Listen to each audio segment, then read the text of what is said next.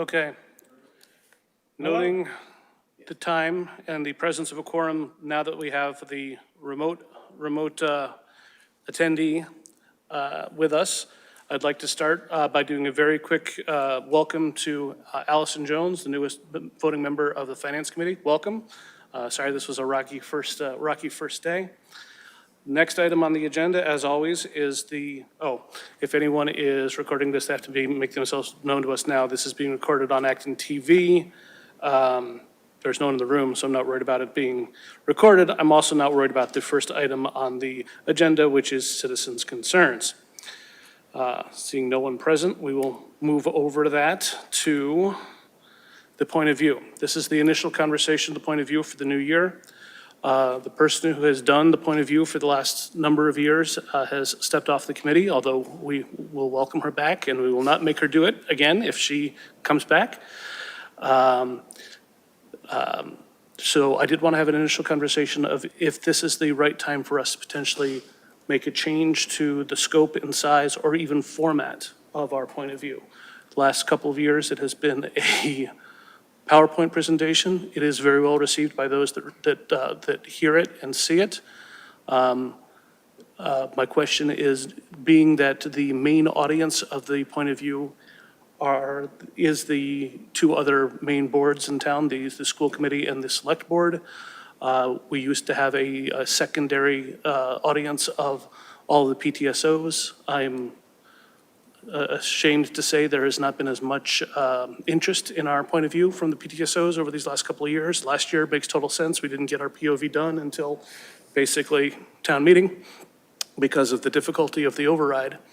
But with knowing that we do still potentially have a dual audience view of this, how does everyone feel about a PowerPoint presentation versus a flat, more narrative document to discuss our point of view? Would you like to start us off, Mr. Noon? Sure. I think from a historical perspective, the point of view started off as a narrative document, a Word document.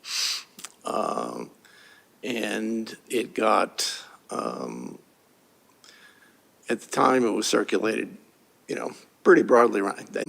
But it has grown to the point where it is very difficult to deliver in a brief period of time.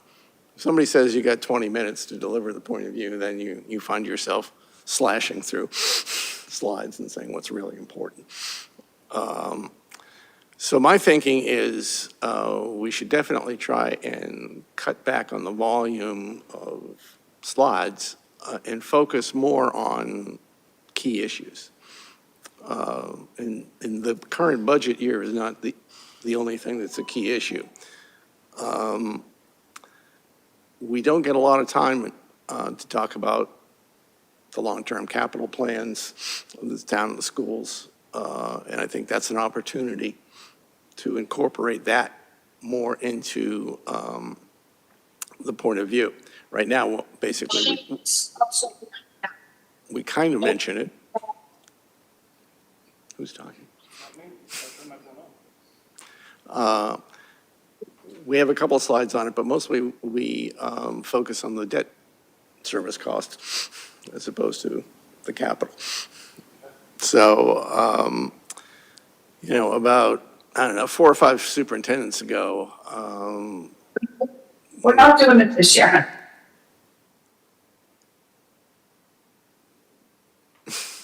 Who's out there?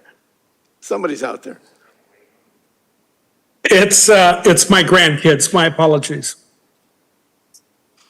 Well, if that's the case, maybe that we're not doing it this year sounds good, whatever they said. What I think we need to do is talk a bit more about the long term. I know one of the things we were trying to figure out last year is, yes, average single-family tax bill had been going up. It had been going up partly because of a new school and a new fire station, and then on top of that, there was the operating override. But we all knew that there was more capital coming out there. that could potentially keep that single-family tax bill climbing well above 2.5% for many years. And I think we didn't do a very good job about addressing that concern in the point of view. So I think it has to be a combination of those two things. As I was going to say, this superintendent from years past used to say, your budget is a reflection of your values as a town or a school system.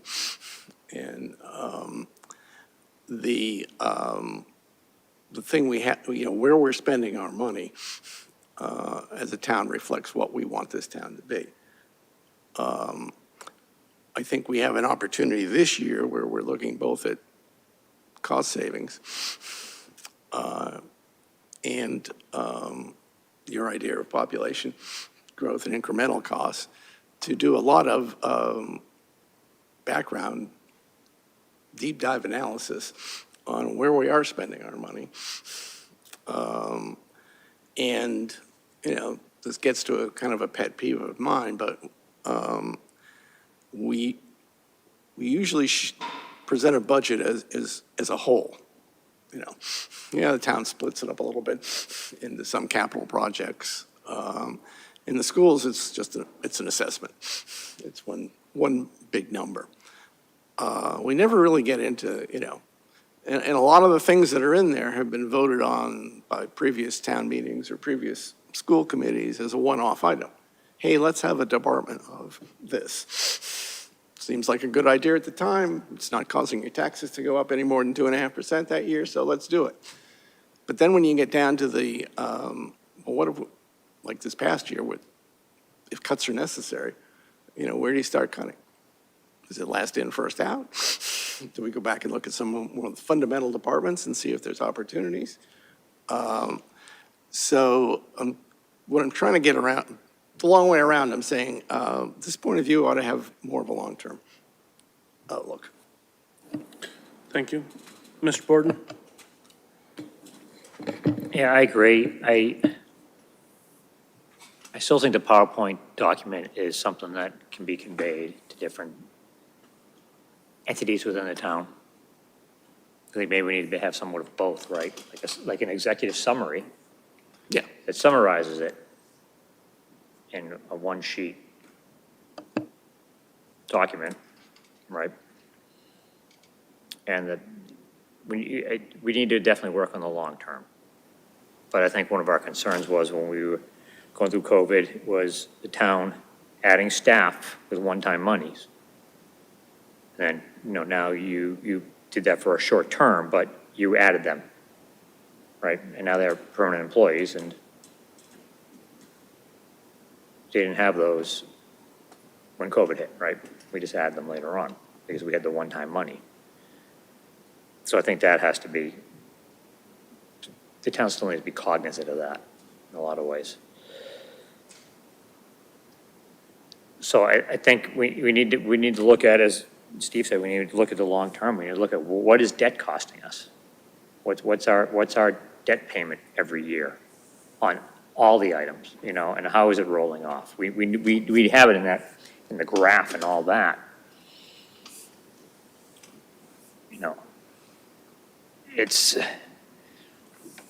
I guess it's what's like the fire and the police and various town entities, we're going to be needing new equipment. Okay, in what time frame do we need all that?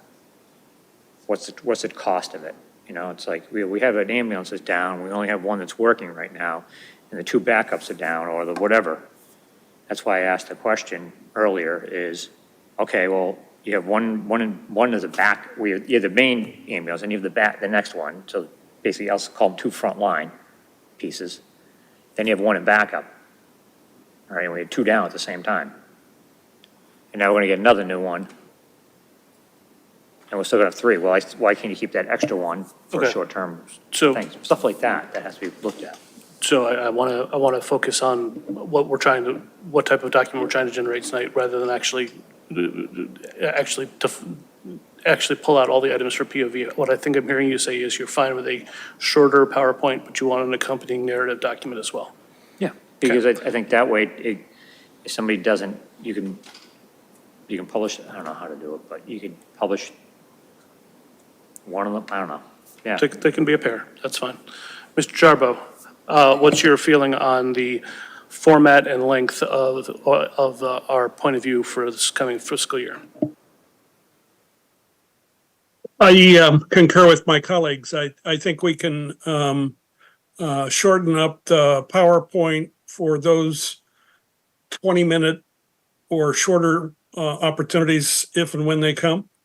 And I think we can put the nuance and the detail and the thought that we need to into a written document that can be shared in a variety of ways, and whether or not the new online newspaper excerpts it or not. I do know that one of the things we discovered during the sort of run up to this year's election was how many people are reading things on the website. So I'm all in favor of doing both. Very good. What do you think, Allison? Well, so just if it's a question of the medium, it's typically the content and the audience that help you determine the medium. And it sounds like you all have ideas for what the outline for the content would include. And based on that, you choose the medium that best conveys the information, right? Unfortunately, we So- find ourselves in a weird situation where the right medium for the PTOs and the Rotary clubs and the senior citizens, senior center, the right medium for that is PowerPoint, whereas the audience of the select board and the school committee, the right medium is a short and sweet document. Yeah, the Cliff's Notes. So while I do not want these to devolve into being two documents for two separate audiences, I want us to try and avoid that. I am aware of the fact that the PowerPoint was too long. We are at a point where we have to do both, but we can't have it be, here's what we say to the public and here's what we say to the select board. They have to have a unified message no matter what the medium is. Does everyone agree with that approach? Thank you very much. Okay, so that said, I will take a first swag in time for our next meeting, especially considering I think our next meeting is going to be delayed because July is July and has done that to us in the past. That said, if anyone has any specific, I know I just cut you off, Mr. Rowland, on the substance of the document. But if anyone has any specific substance points that they want to make sure to get in there, either get it to me nice and early or feel free to discuss it at the next meeting, because we've never done a two meeting point of view voted and done. Yeah, we'll get to that when we do the next meeting date. Okay. So that is going to be a quick meeting tonight, even though we started late. The population growth cost estimation. We are missing 3 members of the committee here, 4 members of the committee here. So what I was hoping we were going to do tonight is actually carve up responsibilities of who's going to help chase down what. But with 4 people missing, I think what I'm going to do is I'm going to punt on this one. I'm going to give it one more meeting. But I am going to send out a message in a week or two with all of the topics and asking people to please think of which one they might want to attach their name to. And then we can play the matching game when we're all together next at the next meeting. It's very magnanimous of you, Mr. Chair, but you do have the power to make assignments. I know, but this being a brand new thing, I want to give people the opportunity to grab what they're more interested in first, and then when things lie fallow, that's when I will start assigning. Try and be nice the first time around. Okay. On to Finance Committee business. We have minutes to review, and unfortunately, we have a lot of them. So this actually ends up being a good night to go through a lot of this sort of committee paperwork business because we were missing so many people. Okay. Don't forget, we're going to need to do a roll call. Yeah, we're going to do a roll call vote. So what we're going to do is we're going to go through all of these, make all of our edits, Okay. and then we're going to take them en masse. Once we've made all the edits, we will vote them en masse as amended. I have a couple that I'd like to start with. Do you want to bring them up on screen? No, because my computer is not safe for community work. Because I got random notes in here for my own edification. We're going to start, let's see here. We're going to start chronologically. The first one was 2/10/24. This was the school committee budget Saturday meeting. We were along for the ride, so to speak. I believe these have long since been approved by the school committee. I did not see anything glaring in them, but if somebody saw something that they want to bring to my attention, please do so now. If not, I'm going to say that that one does not need further amending. Let me also make sure I open up my email because Roland, you had sent me a couple of edits, and I want to make sure I don't get them wrong. Those are all 326. Okay, good. So the next one that we're going to go to is March 26th. No, I did February 10th. Did I say it wrong? It's possible that I said it wrong. The school budget Saturday was February 10th. Yeah, you said that was okay. And that, we said that was okay. So now we're moving on to March 26? 26th. 6th. Okay, I have an issue on March 26th. The first paragraph the first paragraph under override mechanics is in the wrong place, and it's repeated in the very next section as well. So that's just an oversight. Someone must have done a cut and paste. So that should be cleaned up, and that it's in the correct spot. The second time around, it's in the wrong spot the first time around. There's a carriage return problem in section 4. And in the second to last paragraph of section 4, they refer to Mr. Anderson. That should be Ms. Anderson. Section 4. Section 4. If you want more, Ms. Russell. Oh, yeah. you see that? Okay. Under override mechanics, yeah, I'll call it up. Under override mechanics presentation, Ms. Russell summarized the POV that was presented and voted on at the last Finance Committee meeting, and that exact same paragraph, that exact same sentence is repeated under Section 3 point of view. It should be removed from Section 2. Okay. And then Roland, which day did you comment on? I think too, under budget hearing, on section 4, second sentence, it says John commented to be Mr. Mangiarotti.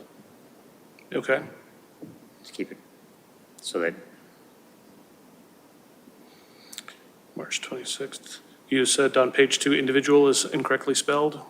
yeah, I'm trying to find it.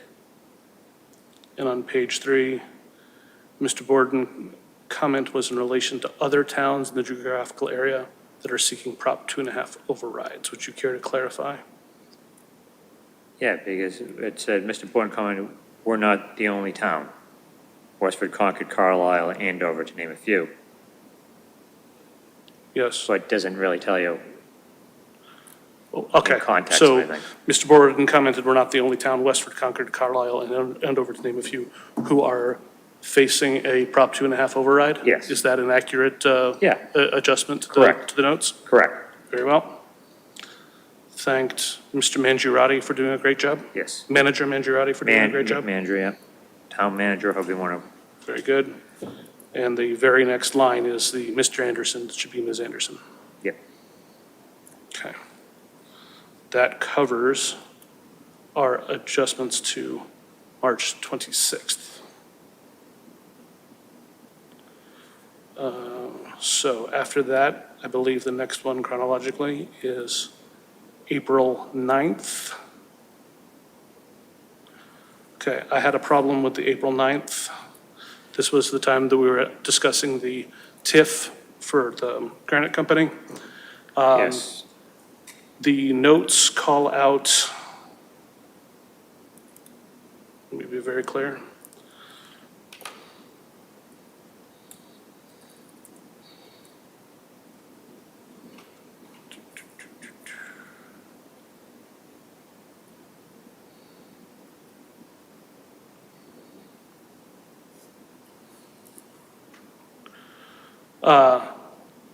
Let's see. Page 1, section 2, second to last paragraph on the page, Mr. Cole commented that Insulet promised many new hires, which didn't happen, therefore he would not like to fall for that again. That is not what I said. I asked if Insulet was in compliance. I then went on to say that there are two different types of TIFs. One where the changed value is granted some kind of relief. The other is where taxes are waived entirely right from the start. I said that there was one type of TIF that we would be willing to entertain, the other one we are not. I did not call out Insulet for not being in compliance. I specifically asked if they were, and I made reference to another company who I did not name out loud because I'm not trying to shame people publicly, who had a different type of TIF, who did not meet the requirements. So please, I did not call out Insulet as having failed to meet its requirements. Insulet is But I spelled do wrong. want people to make absolutely sure they understand there's only one type of TIF that I believe that should come before us. If anyone would like to verify that, the timestamp is 24:35 on the replay. Is that everyone's recollection as well? Yes. Yes. It's also, Yes. I also believe that Insulet is spelled wrong. I believe it's an ET, I believe you're right. I believe Insulet as well, it should be pulled anyway, because Right, well, it's going to be out of there, but, the name shouldn't be in there anyway. correct. Okay. Also, let's see, on that same. No, that's the only change I had for those meetings minutes. Any other No. changes people wish to make? Okay. Okay, I think I had one. Give me 1 I'll second. give you a second while I go through my paperwork here.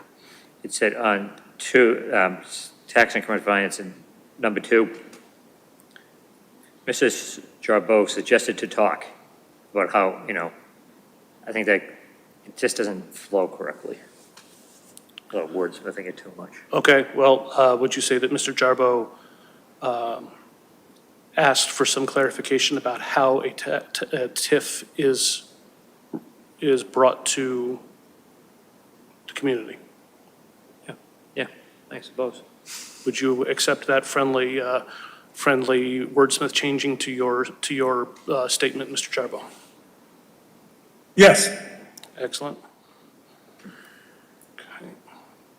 Any other changes to April 9th? April 23rd. The second to last paragraph of section 2,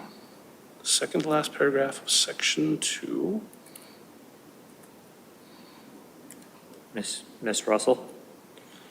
the second to last paragraph of section 2. I don't understand. Ms. Russell commented that the town sold the land, then repurchased it, though if, and that's the end of the statement. I don't know what that means. I don't remember what it was in reference to.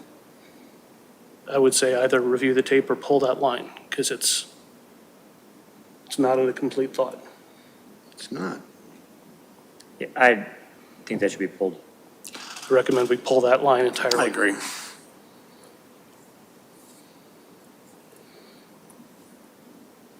Also, on April 23rd, let me get to the chapter and verse, although I'm probably not supposed to say that. Okay. Was that page 4? 1, 2, 3.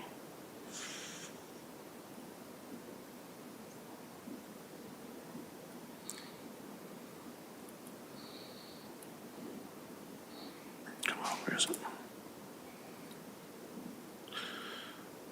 Let's see, that is page 4. Ms. Anderson stated a vote of no could represent lack of information. Mr. Call commented that Attorney General will inform the town if we're not in compliance, hence funding tackbacks. I believe that should be takebacks. Yeah.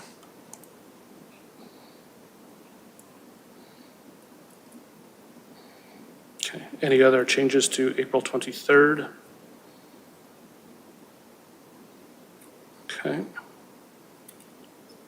23rd. Then we are into May 6th.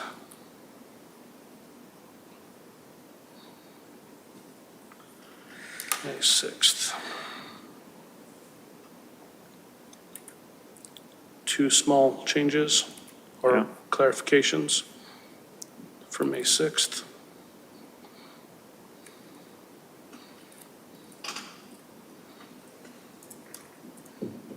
Okay. Are they just typos or? Page 1, second to last paragraph, Ms. Fredericks commented that it is a tick/A count. I don't know what a tick/A count. Well, it is a tick, a count. Ms. Fredericks commented it is a tick/account. Does anyone have any idea what that means?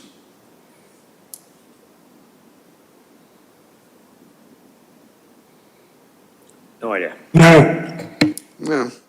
So I would like that line stricken as well, unless somebody would like to come back with a new change. No, just strike that one Strike that line, one. so that we don't have to come back to this.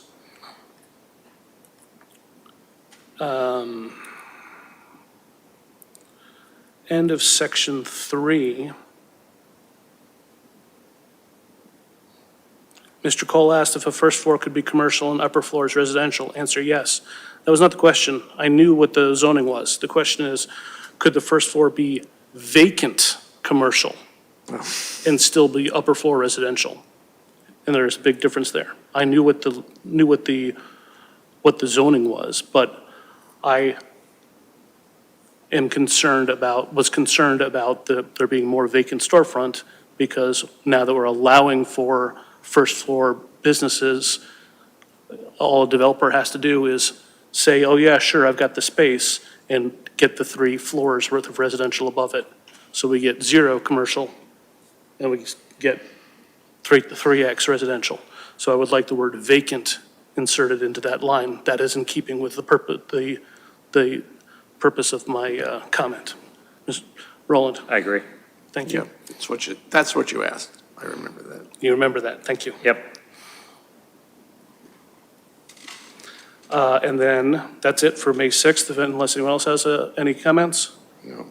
And then lastly, May 28th. It's not the last meeting minutes, but the last one I have a comment on. May 28th, under announcements, I thanked Christine Russell for her 2 terms, not her 2 years. She was with us for 6 full years plus, if you add the associate time. So I would definitely want to say thank you for 2 terms, not 2 years.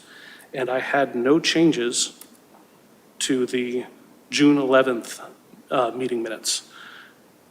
At this time, I will let people comment on if they have any others. Looking around, I'm not seeing any others. Mr. Chairman, Yes, Mr. would you New. entertain a motion? Yes, Mr. New, I would love to entertain a motion. I move we approve the minutes of February 10th, of March 26th as amended, of April 9th as amended, of April 23rd as amended, of May 6th as amended, of May 28th as amended, and of June 11th. Second. Thank you, Mr. Jarbo. We have to take a roll call vote because we have a member online, and I appreciate being the member online because that's usually me. So with that, Mr. Noon, Aye. Mr. Jarbo, Aye. Mr. Borden, Aye. and Ms. Jones, you are welcome to abstain, or you can also say yes if you like all the changes. I think I'll abstain. Wise choice. And I vote aye. Okay, that was a lot of paperwork that we did have to get done tonight, so I realize this is a somewhat abbreviated meeting, but I'm happy to have the paperwork behind us. It's going to be the dullest meeting in my remembrance of meetings. I'm sorry, Allison. Wow. I will try and make it more fun for the meeting in July there, Mr. Noon. Okay. Liaison reports. Anybody have anything pressing that has to be said? I have not been able to go to anything because I've been out of town. Okay. Traditionally, we only meet once in the month of July. We had thought about meeting twice this year because we have these two larger plans, the population growth incremental estimation that I'm trying to spearhead, and the cost-cutting task force that Ms. Anderson's trying to lead. But being that people are already on vacation and out of town, and July is always quiet anyway, I propose that we skip our July 9th meeting and come back on July 23rd. Any objection to that? No. Very good. And again, shortest meeting I think I've ever been to with the Finance Committee. I will now turn to our newest member and ask her if she might have a motion for us. I'd like to move to adjourn. Second. It has been moved and seconded. This is not debatable. We will take a roll call vote. Mr. Jarbo? Yes? Mr. Noon? Yes. Mr. Borden? Aye. Ms. Jones? Aye. And I'm an aye. We are adjourned. Thank you all.